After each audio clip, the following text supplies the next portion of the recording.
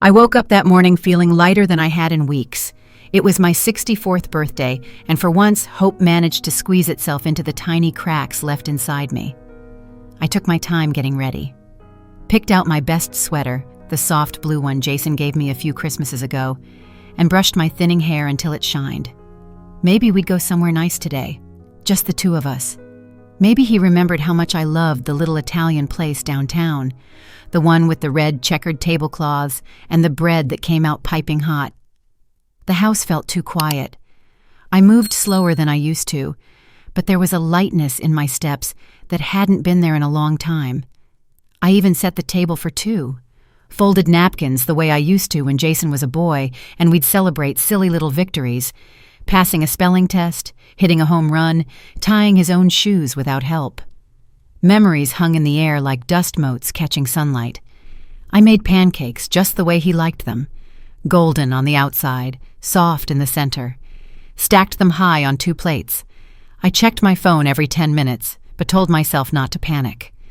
Jason had a busy life, I knew that. A stressful job, a wife who didn't exactly think much of me, but still, today had to be different, right? Today was ours.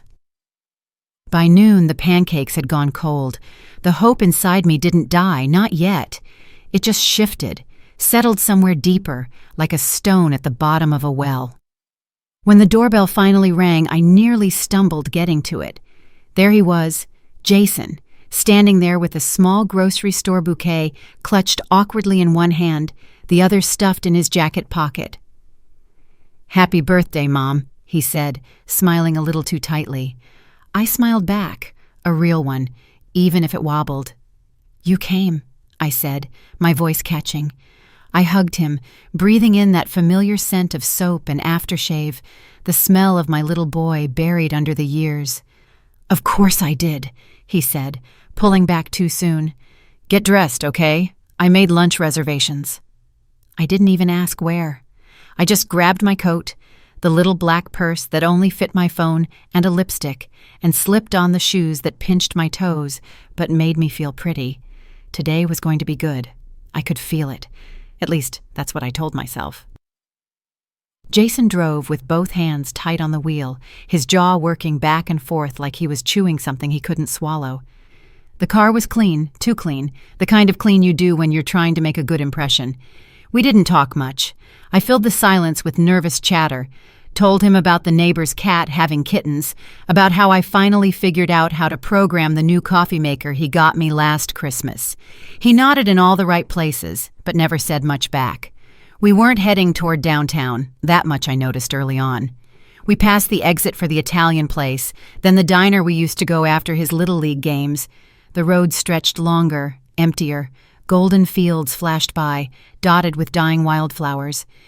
"Where are we going?" I asked, trying to keep my voice light. "You'll see," Jason said, not looking at me. Something cold and thin slid down my spine. 10 minutes later, he pulled into a long driveway lined with maple trees, their leaves turning the color of rust and fire. At the end of it stood a large brick building with a sign I couldn't make myself read at first, but then I saw it. Southfield Assisted Living Center. I turned to Jason, my mouth already forming a question I couldn't quite voice. He cleared his throat, the sound dry and awkward. "Mom, we need to talk," he said, still not meeting my eyes. "You're living alone and it's not safe anymore." "Not safe?" I echoed, my voice cracking. "You've been forgetful," he said quickly. "Missing appointments. Leaving the stove on. You're isolated." I blinked at him. I'd never left the stove on. I'd never missed an appointment I hadn't rescheduled. "You packed my things," I whispered, seeing the suitcase in the back seat for the first time. "It's just temporary," Jason said, voice too loud, too rehearsed. "You'll have activities, friends, everything you need." I sat frozen, my heart pounding so loud I barely heard the car door slam as he got out. Through the window, I watched him pop the trunk, drag my suitcase out like I was just another chore to finish before dinner. I stayed seated, hands clutching the purse in my lap. Something inside me, something soft, cracked. The door to my new home clicked shut behind me with a heavy, final kind of sound. It reminded me of the way old cell doors close in the prison shows Jason used to watch when he was a teenager. The room was beige. Beige walls, beige curtains, beige bedspread. It smelled faintly of bleach and something older, something tired. There was a small window facing nothing but a brick wall. I sat on the edge of the bed, still wearing my coat. I couldn't bring myself to take it off. Taking it off would mean accepting that I was staying. The suitcase Jason packed sat at the foot of the bed like a silent accusation. He hadn't even let me choose what to bring. There was no party, no candles, no laughter, just silence, thick and choking. I must have sat there for hours, blinking at the blank wall, too stunned to cry. I thought about the pancakes going cold on the kitchen counter. I thought about every little sacrifice I made for Jason. The nights I stayed up nursing him through the flu, the scraped knees, the college tuition I paid with savings I once dreamed would take me to Italy. None of it mattered now. In the hallway, a nurse's shoes squeaked on the linoleum. Farther down, a TV buzzed faintly with some old sitcom no one was really watching. I listened to those sounds like a child listens for monsters under the bed, not afraid of what I would see, but afraid of what I had become. At some point, a tray of food appeared on a small table near the door. Gray meat, overcooked peas, instant mashed potatoes with a sad puddle of gravy. I didn't touch it. The next morning, I woke up not sure where I was for a full minute. The bed was too firm. The sheets smelled too clean, in that sharp chemical way. There was no familiar hum of my old refrigerator. No Jason calling from the other room. No house, just this place. This empty, silent place that wasn't mine and never would be. Something inside me shifted that morning. Something broke, but it didn't make a sound. It just stopped.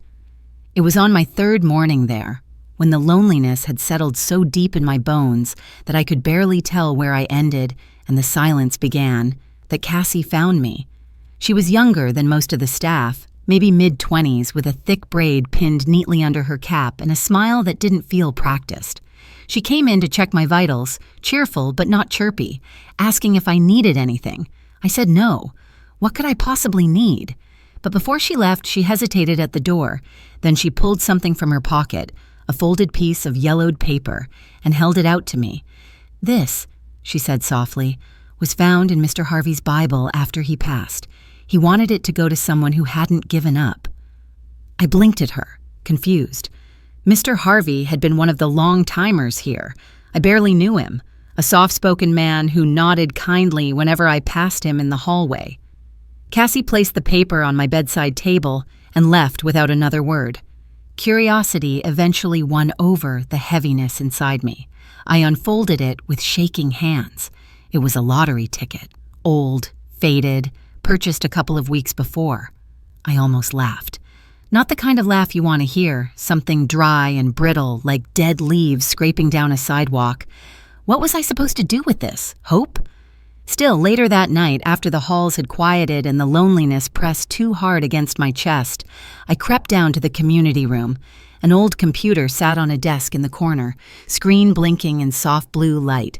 I typed in the numbers, more to kill the time than anything else. And then I froze. I checked again, and again. I pressed my hand over my mouth to stop whatever sound might come out. 3.5 million. I leaned back in the creaky desk chair, heart pounding so loud it echoed in my ears. It wasn't joy I felt. Not right away. It was fear. Real electric fear. Because somewhere deep inside, even before the lawyers, even before the fights, even before the betrayals, I knew Jason wouldn't let go of me so easily. And now I had something worth fighting for. I didn't sleep much that night. How could I? $3.5 million sat in my mind like a ticking clock, and I knew if I didn't move carefully, quietly, I could lose everything. The next morning, I asked Cassie for help. Not much, just a phone call, just a name. Cassie didn't ask questions. She scribbled down a number on a napkin and tucked it into my palm like she was passing a secret. It belonged to a volunteer attorney who visited the center a couple of times a month, helping seniors with wills and paperwork. That afternoon, tucked away in a forgotten staff lounge, I met him. His name was Mr. Bennett. He was young, early 30s maybe, but he had sharp eyes and a voice that didn't talk down to me like I was some lost old lady. I told him everything, or most of it. I showed him the lottery confirmation, my folded-up ticket still trembling in my hand. He didn't blink. "We'll move fast," he said. "You'll need a trust, new accounts, everything airtight. No one can trace it back to you." I nodded. We worked quickly, papers sliding across the scarred coffee table, pens scratching signatures, plans unfolding like maps to a place I hadn't dared dream about. Freedom, real freedom. For the first time in a long time, I wasn't just reacting to what had been done to me. I was making choices. I was steering the ship, even if my hands still shook. We arranged a quiet transfer. No credit cards, no flashy purchases, a private mailbox under a different name, a new bank account linked to the trust, and Bennett would oversee everything, shielding me from the vultures, Jason included. I didn't tell a soul, not Cassie, not the nurses, not even Doris, my roommate, who had finally started to snore a little less at night. I ate my meals, played along, smiled when expected. But inside, something was shifting. Something strong and stubborn was waking up after a long, hard winter. They thought they had buried me. They forgot. I was a seed. 2 weeks later, I slipped out of Southfield assisted living before dawn. Cassie helped me one last time. No questions, just a long hug and a whispered, "You deserve better." I didn't take much. Just a duffel bag with a few clothes, the lottery ticket locked away inside a folder, and my new papers. It was strange how light I felt walking through those halls, past the nurses sipping coffee, past the quiet shuffle of early morning rounds. Outside, the air was sharp and cold, but it tasted like something I hadn't felt in a long time. Freedom. I took a bus across state lines, sitting in the back, head down, watching the landscape blur by. Every mile that passed, the weight on my chest eased a little more. Mr. Bennett had helped me purchase a small house in a quiet corner of northern Texas. Nothing fancy, a little brick home with peeling paint and a creaky porch swing, but it was mine. In the trust's name, of course, safe from anyone who might come sniffing around. I spent the first week there doing nothing but breathing. No beeping machines, no staff knocking, no Jason. Just the sound of wind through dry leaves and the occasional creak of the old floorboards settling under my feet. For the first time in years, my life was my own. Jason tried to reach me once. He left a voicemail through some attorney talking about misunderstandings and family obligations. I didn't answer. I didn't have to. The trust was ironclad. The house was shielded. The money was safe. More importantly, I was safe. Eventually, I used part of the winnings to start something new. The Harvey Project, named after the quiet old man who believed a broken soul could still be worthy. The project would offer free legal aid to seniors facing abuse, financial exploitation, or abandonment, because I wasn't the only one, not by a long shot. Some nights I sit on my porch swing, wrapped in an old quilt, sipping tea under the wide, open Texas sky. The past still hurts if I poke at it, but I don't need to anymore. I'm not angry. I'm not lost. I'm not someone's burden. I'm Eleanor Parker, and I'm free. Maybe you've been there too. Maybe you've stood at the edge of everything you thought you knew and wondered if you could ever find your way back. If you have a story like mine, a story of starting over when the world thought you were finished, I'd love to hear it. You're not alone. Thanks for listening. Take care of yourself. You matter more than you know.